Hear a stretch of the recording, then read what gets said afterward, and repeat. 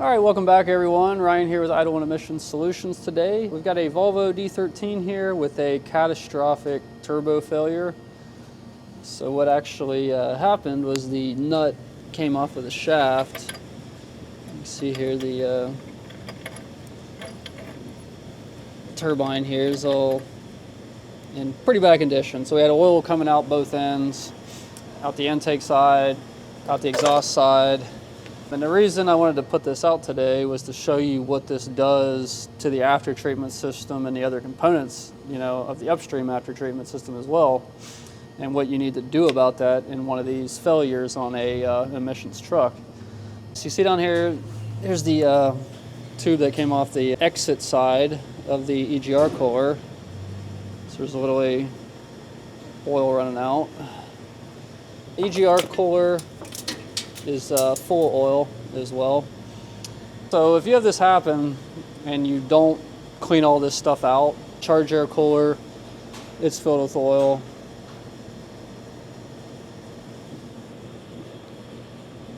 So see the oil in there. And we'll show you the DOC and DPF here in a minute. So with that amount of oil in there, and then if you put a new turbo on it, drive away without cleaning any of this stuff or servicing it, what's going to happen is you're probably going to plug the EGR cooler up for one, obviously, and then you're pushing whatever oil is in that charge air cooler, that's going to be pushed into the engine as well, so it's going to get that gas and oil eventually get recirculated. We're going to look at the DOC and the DPF.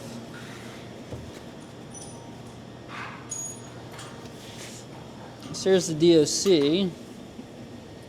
You can tell that's just straight up wet oil. And what our main concern with this is that there's a big area where it is face plugged, the DOC right there. And I've found that once these are plugged like that, it will not come out. It don't matter if you try baking it. There's a couple areas, one right here in the center where it's a little restricted. Right there.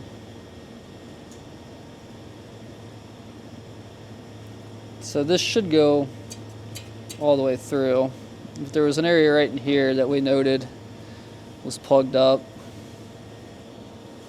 So that's going to need to be replaced or this thing ain't going to regen right. The other thing here is the DPF, so we got, again, wet oil. So the DPF is contaminated, and again, I know there's people out there claiming to be able to clean these. We've tried a couple times with limited success, and that's like with soaking them with like a water-based detergent or solvent, I guess you could say. So it's all the way through the DPF here. Luckily, it's basically just soot that's left, so it's not wet. So I think, unfortunately, we just replaced this DPF about a year ago on this unit. We also put a new SCR on it because we had some conversion issues. Hopefully we can do a regen and clean out the SCR and have no issues with that. But we got a used DPF, good clean used DOC and DPF here that we're going to put on this unit.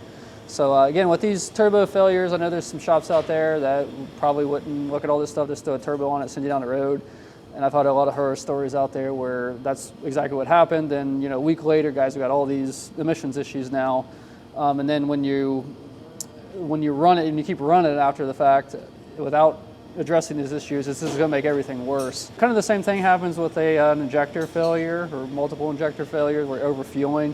It kind of does the same thing, but not as bad. So what we're going to do to remedy the stuff on the truck up here,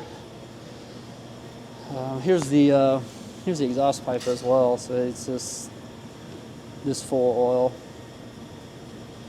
Actually, we pulled the dipstick on this and it didn't have, it had enough oil to get here, but it sucked out the whole oil pan. Actually, when I pushed it back in, we backed it back in the shop real quick, and when I shut it off, the truck wanted to continue to run off of the oil, so it's lucky it didn't run, as bad as it was, lucky it didn't run away.